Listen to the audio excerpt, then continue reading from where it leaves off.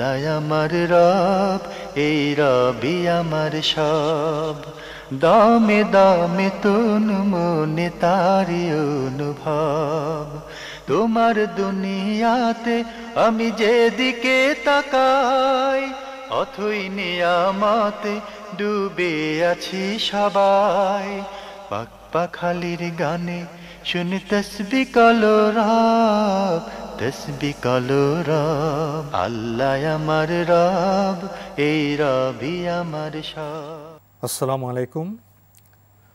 প্রিয় দর্শক, আপনারা যারা দেশে আছেন প্রবাসে, সবাইকে জানাই অনেক অনেক প্রীতি ও শুভেচ্ছা।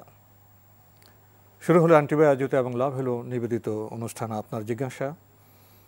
আপনাদের সাথে আছি আমি জাইনুল আবেদিন আজাদ। আর আপনাদের মনে জাগা প্রশ্নের জিজ্ঞাসার জবাব দিচ্ছেন বিশিষ্ট আলেম ডক্টর মোহাম্মদ সাইফুল্লাহ। আসসালামু আলাইকুম ওয়া রাহমাতুল্লাহি ওয়া বারাকাতুহু। প্রিয় দর্শক, চলুন তাহলে জিজ্ঞাসার জগতে। শুরুতে একটি ইমেল, এটি পাঠিয়েছেন আমির হোসাইন। লিখেছেন, আমি আপনার জিজ্ঞাসা অনুষ্ঠানে নিয়মিত দর্শক। জিজ্ঞাসা নিয়মিত দেখতে পেয়ে আমার অনেক উপকার হচ্ছে। জিজ্ঞাসা অনুষ্ঠান প্রচার করায় এনটিভিকে অনেক ধন্যবাদ। প্রশ্ন 1, এখন তো সবার হাতে হাতে মোবাইল। বাজারে বা রাস্তায়, বাথরুমে বা টয়লেটে জরুরি কল এলে মোবাইল রিসিভ করা যাবে এবং অপর প্রান্তের ব্যক্তি সালাম দিলে সেই সালামের জবাব দেওয়া যাবে? যদি টয়লেটে থাকে অথবা এমন অবস্থায় থাকে যে অবস্থায় স্বাভাবিকভাবে মানে টেলিফোন রিসিভ করাটি মানে আমাদের মানে বিবেক বা বিবেচনার বাইরে, মানে স্বাভাবিকভাবে আমরা প্রথম দিকটা আনতেছি বিবেকের বিষয়টি, সে অবস্থায় রিসিভ না করাটাই হচ্ছে মূলত বিধান। কারণ প্রত্যেকটা জিনিসের একটা এথিক্স আছে, প্রত্যেকটা জিনিসের একটা মানে নিয়ম, সৌন্দর্য, নৈতিকতা আছে, একটা সৌন্দর্য আছে। সুতরাং সেই সৌন্দর্যের বাইরে গিয়ে আপনি টয়লেটের মধ্যে আপনি মোবাইল মানে রিসিভ করবেন, আপনার কি এত ব্যস্ততা যে আপনাকে টয়লেটের মধ্যে আমি মোবাইলটা নিয়ে যাবো কেন? হ্যাঁ জি, টয়লেটের মধ্যে মোবাইল আপনাকে রিসিভ করতে হবে। মানে এই কাজ মূলত টয়লেটের মধ্যে করার প্রশ্নই আসে না। মানে এটি আমি যদি স্বাভাবিকভাবে বিবেচনা করি, মানে খুব ক্ষুদ্র বিবেচনায় যদি কেউ যায়, তাহলে তিনি বুঝবেন যে এটা একেবারেই অরুচিকর একটি কাজ। টয়লেটের মধ্যে গিয়ে যেমন মানে টয়লেটরত অবস্থায় মানে কথা বলা, লোকদের সাথে আলোচনা করা, এগুলো কি সমস্ত উলামায়ে কেরাম তাদের ফিকহের মধ্যে মানে কথা বলেছে যে এগুলো মানে অপছন্দনীয় কাজ, অসুন্দর কাজ, অবাঞ্ছিত কাজ। সুতরাং এই ধরনের অবাঞ্ছিত কাজে মানে নিজেকে লিপ্ত করবে, এটা কোনোভাবেই মানে সঠিক হতে পারে না। উপরন্তু সেটা যদি ইবাদতের সাথে সম্পৃক্ত বিষয় হয়ে যায়, যেমন সালাম কিন্তু মানে ইবাদত, সালাম অভিবাদন এবং ইবাদত। সালামের মানে নৈতিক মানে দিক যেটা, সেটা হচ্ছে সালামের মধ্যে মানে একজন ব্যক্তির সাথে আমরা সৌজন্যতা মানে বিনিময় করে থাকি, তার মানে জন্য আমরা পরস্পর দোয়া করে থাকি। দ্বিতীয় যে বিষয়টি, সালাম কিন্তু ইবাদত, কারণ এটা সওয়াবের একটি বিষয় রয়েছে। সুতরাং মানে এর সাথে জিকিরের সম্পর্ক রয়েছে। সুতরাং এক্ষেত্রে কোনোভাবেই টয়লেটের মধ্যে মানে আপনি সালাম দেবেনও না, সালামের উত্তরও দেবেন না। টয়লেটের মধ্যে সালাম দেয়া এবং সালামের উত্তর দেয়া এটি নবী সাল্লাল্লাহু আলাইহি ওয়াসাল্লামের হাদিয়ের পরিপন্থী কাজ। সুতরাং এই কাজটি টয়লেটের মধ্যে কেউ করবে না, টয়লেটের মধ্যে করবেন না। মোবাইল ইউজের জন্য আসলে সুনির্দিষ্ট কিছু নীতিমালা থাকা উচিত। তার মধ্যে একটা মৌলিক নীতিমালা হচ্ছে মানে যেমন আপনি যদি টয়লেট বা এই জাতীয় জায়গায় আছেন, এখানে আপনি মোবাইল ইউজ করবেন না। যেমন আপনি মানে এমন জায়গা আছেন যে জায়গাতে মনে করেন নয়েজি প্লেস, যেখানে খুব হইচই চিল্লাচিল্লি হচ্ছে, আওয়াজ হচ্ছে, সেখানে আপনি মানে মোবাইল ইউজ করবেন না।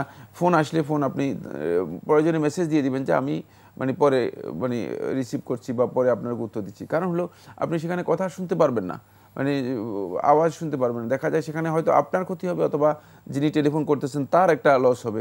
মানে কথা বলতে পারবেন না, কিন্তু মানে টাকাটা মানে কাটা যাবে, নষ্ট হবে। ইসলামী শরিয়ার মূল নীতি যেটা, সেটা হচ্ছে এই মানে লা দরারা ওয়ালা দিরার।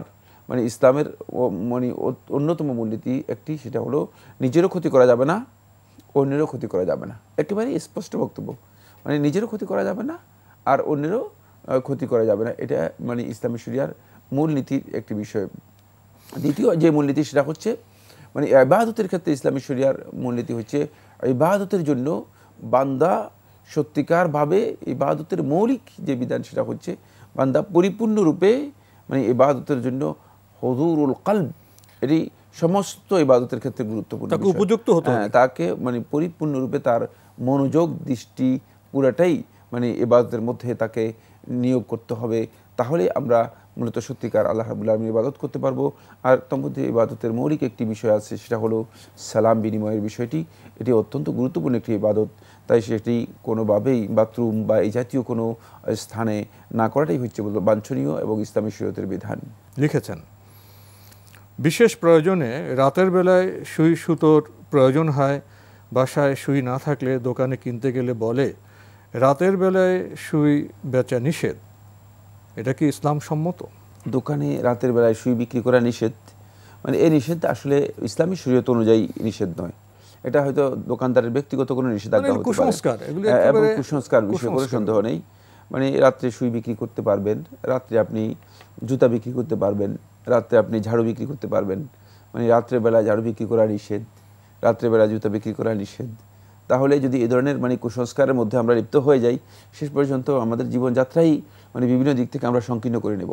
যিনি দিনে যেতে পারেন না, তিনি কি রাতে যাবেন না? তাহলে তিনি ঝাড়ু কিনবেন না? এটি একেবারে সংকীর্ণতা এবং এটা কুসংস্কৃতি ছাড়া আর কিছুই নয়। লিখেছেন, যে ব্যক্তি পান খায় কিন্তু চুন না থাকায় দোকানে চুন কিনতে গেলে বলে চুন বলা যাবে না, বলতে হবে পান খাওনি, ব্যাপারটা কেমন বিব্রতকর নয়?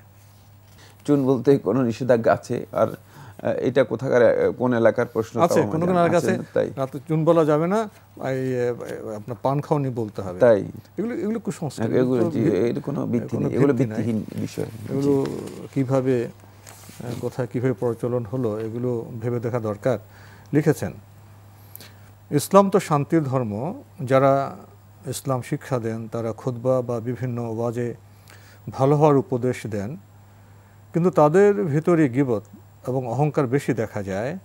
যেমন, আমি খুব ভালো, ওই হুজুর ভালো না, ওই হুজুর কি জানে, আমারটাই খাঁটি, ওই হুজুরের জ্ঞানই নাই ইত্যাদি।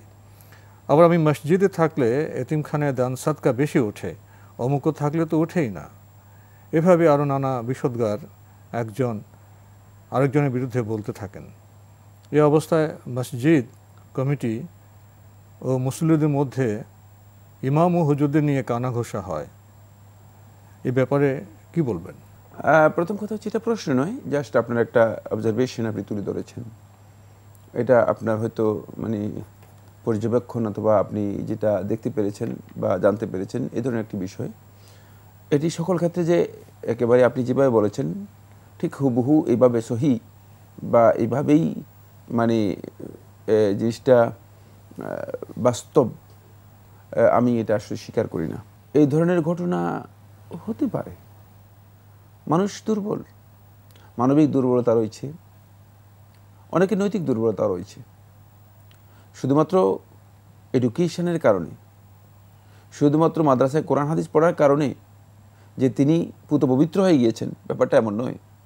কোরআন হাদিস পড়ে যিনি কোরআন হাদিসকে নিজের জীবনে বাস্তবায়ন করতে পেরেছেন, মূলত তিনি কোরআন হাদিস থেকে উপকৃত হতে পেরেছেন। সেটাই গুরুত্বপূর্ণ অংশ। আমার অনেক আছে যে কোরআনের অনেক জ্ঞান, হাদিসের অনেক জ্ঞান রয়েছে, এবং মানে মাদ্রাসা থেকে কামেল, দাওরায়ে হাদিস, ইফতা এ ধরনের সার্টিফিকেট অনেক আছে, কিন্তু তার মধ্যে আসলে কামেলের কিছুই নেই, দাওরায়ে হাদিসের কিছুই নেই। তার কারণ হচ্ছে এখান থেকে তিনি যে জিনিসটা অ্যাচিভ করা দরকার ছিল সেটা অর্জন করতে পারেন নাই, সেটা লাভ করতে পারেন নাই। নিজের জীবনের পরিবর্তন করার জন্য যে কাজটি করা দরকার ছিল সেটা হয়নি। তাই ইলম এর মূল যে দাবি সেটা হচ্ছে আমল। যদি আমলের মাধ্যমে কেউ নিজের জীবনের মধ্যে পরিবর্তন না আনে, তাহলে তার ইলম যত বেশি হোক না কেন তার মধ্যে পরিবর্তন আসবে না, এবং সে নিজের নৈতিকতাকে, নিজের আদর্শিকতাকে এবং নিজের আমলি জিন্দিগিকে সত্যিকার মানে সুউচ্চ করতে পারবে না, উপরের দিকে মানে উন্নতির সোপানে নিতে পারবে না। 3 নম্বর যে পয়েন্টটি আমি বলবো এখানে সেটা হচ্ছে যে সমস্ত আলেমগণ আসলে এই কাজটি করে থাকেন, দেখা যায় যে আরেকজনের সমালোচনা করছেন, আরেকজনের গীবত করছেন, আরেকজন সম্পর্কে ভিন্ন অথবা বিরূপ মন্তব্য করছেন। কোনো সন্দেহ নেই, আলেম হোক বা জালেম হোক অথবা জাহিল হোক, যেই হোক না কেন, গীবত গীবতই ইসলামের মধ্যে হারাম, আলেমে করলে ওইটা হারাম, জাহেলে করলে ওইটা হারাম, যেই করুক না কেন এটি হারাম। সুতরাং যেই আলেম এই ধরনের কাজ করে থাকেন তিনি মূলত মানে তার ইলমের দিক থেকে তিনি অত্যন্ত দুর্বল, মানে দুর্বল, এবং আমলের দিক থেকে তিনি বিচ্যুত। ইলমের দিক থেকে দুর্বল, আমলের দিক থেকে সত্যিকার অর্থে বিচ্যুত। ইলমটা শুধুমাত্র মানে বই মুখস্থ করার নাম নয়। আর মানে ইলমের দিক থেকে যদি কোনো ব্যক্তি মানে দুর্বল হয়, আমলের দিক থেকে যদি বিচ্যুত হয়, তাহলে শুধুমাত্র সেই এই ধরনের কাজে লিপ্ত হতে পারে যে বর্ণটি আপনি মানে আজ এই প্রশ্নের মধ্যে বা এই অবজারভেশনের মধ্যে উল্লেখ করেছেন। এক্ষেত্রে আপনি এই সমস্ত বন্ধুদেরকে বা এই সমস্ত আলেমদেরকে বলা উচিত যে মানে ইত্তাকিল্লাহ ফি আখিক, যে আপনি আপনার ভাইয়ের ব্যাপারে আল্লাহকে ভয় করুন। তাদেরকে সতর্ক করে দেওয়া দরকার যে আপনি যে কাজটি করছেন এটি কোনোভাবেই বৈধ কাজ নয়। সুতরাং আল্লাহ রাব্বুল আলামিনকে ভয় করুন, কোনো ভাইয়ের খারাপ মন্তব্য করবেন না। আর নিজেকে কোনো ব্যক্তি তখনই অহংকার করতে পারে যখনই তার ঈমানের মধ্যে দুর্বলতা দেখা দেবে, কারণ অহংকারের সাথে ঈমানের সম্পর্ক। অহংকারকে আল্লাহ রাসূল সাল্লাল্লাহু আলাইহি ওয়াসাল্লাম যদি মিসকাল যাররাহ মানে অনুপরিমাণ অহংকার যদি থাকে তাহলে বোঝা যাবে যে এই অনুপরিমাণ তার ঈমানের মধ্যে ঘাটতি রয়েছে। তাই এই কারণে মানে এই সমস্ত বন্ধুদেরকে উপদেশ দিতে হবে যে আল্লাহ রাব্বুল আলামিনকে ভয় করুন আপনার ভাইয়ের ব্যাপারে। এই কারণেই রাসূলুল্লাহ সাল্লাল্লাহু আলাইহি ওয়াসাল্লাম আমাদেরকে শিক্ষা দিয়েছেন উবাদা ইবনে সামিত রাদিয়াল্লাহু আনহু বর্ণিত সহিহ মুসলিমের হাদিসের মধ্যে যে আমরা বায়া'না রাসূলুল্লাহ সাল্লাল্লাহু আলাইহি ওয়াসাল্লাম, আমরা আল্লাহ রাসূল সাল্লাল্লাহু আলাইহি ওয়াসাল্লামের কাছে বায়াত গ্রহণ করেছি আন-নুসহা লিকুল্লি মুসলিম, প্রত্যেক মুসলিম ভাইয়ের জন্য নসিহতের উপর। আমরা যদি সত্যিকার প্রত্যেক মুসলিম ভাইয়ের উপর নসিহতের মানে শিক্ষা গ্রহণ করতাম, প্রত্যেকের জন্য কল্যাণকামিতার শিক্ষা যদি আমরা নিতে পারতাম, তাহলে কিন্তু এই ক্ষেত্রে আমরা এই বিচ্যুত পথ গ্রহণ করতাম না। আলেম হোক, জাহেল হোক, আবেদ হোক অথবা সাধারণ মানুষ হোক, যেই হোক না কেন প্রত্যেকটি মুসলমান কিন্তু তার ভাইয়ের জন্য নসিহত করাটা এটি ঈমানের দাবি এবং ইসলামী ভ্রাতৃত্বের অন্যতম একটি হক, অধিকার। এই বিষয়টি আমরা যদি জানতে পারতাম তাহলে আপনি যে চিত্র উল্লেখ করেছেন এটি এখানে আসতো না। প্রিয় দর্শক, আপনি তো একটি সমাজচিত্র টেলিভিশনে উপস্থাপন করলেন। এখানে একটি বিষয়ে আপনার দৃষ্টি আকর্ষণ করতে চাই। এই বিষয়টি উপস্থাপনের আগে যারা আপনার কাছাকাছি এসব কাজ করছেন, ভুল করছেন, তাদেরকে আপনি কি সংশোধনের কোনো চেষ্টা করেছেন? সে কাজটি বোধহয় আরও বেশি গুরুত্বপূর্ণ। আমাদের হাতে আরও একটি ইমেইল, এটি পাঠিয়েছেন জান্নাতুল ফেরদাউস। লিখেছেন, রোজা রাখা অবস্থায় শরীরের কোনো ক্ষতে মলম লাগালে রোজার কি কোনো ক্ষতি হবে? রোজা বা সিয়াম অবস্থায় যদি কেউ শরীরের কোনো ঘা অথবা কোনো ধরনের ক্ষত এর মধ্যে যদি মলম ব্যবহার করেন এটি জায়েজ, এতে সিয়ামের কোনো ক্ষতি হবে না, সিয়াম নষ্ট হবে না, মাকরুহ হবে না। আমাদের চারপাশে পোস্টার, পত্রিকা, শপিং ব্যাগ, কার্ড সহ বিভিন্ন জায়গায় বিসমিল্লাহির রহমানির রহিম লেখা থাকতে দেখা যায়। বিভিন্ন দিবসে দেশের বরেণ্য ব্যক্তিদের বক্তব্য সম্বলিত করপত্রে উক্ত পবিত্র বাক্যটি আরবিতেও পত্রিকাগুলোতে দেখা যায়। পরবর্তীতে পোস্টার, পত্রিকা, ব্যাগ বা কার্ডগুলো বিশেষভাবে সংরক্ষণ করা তো হয় না, অনেক সময় মাটিতে পড়ে থাকতে দেখা যায়। এরকম শপিং ব্যাগ, পত্রিকা বা কার্ড আমাদের কাছে আসলে আমাদের করণীয় কি? অনেক সময় কোরআনে আয়াতও দেখা যায়, অনেক সময় বিসমিল্লাহির রহমানির রহিম লেখা দেখা যায়। আর আমরা জানি যে বিসমিল্লাহির রহমানির রহিম সূরাতুন নামলের একটি আয়াত, কোরআনে কারীমের একটি আয়াতের অংশ। তাই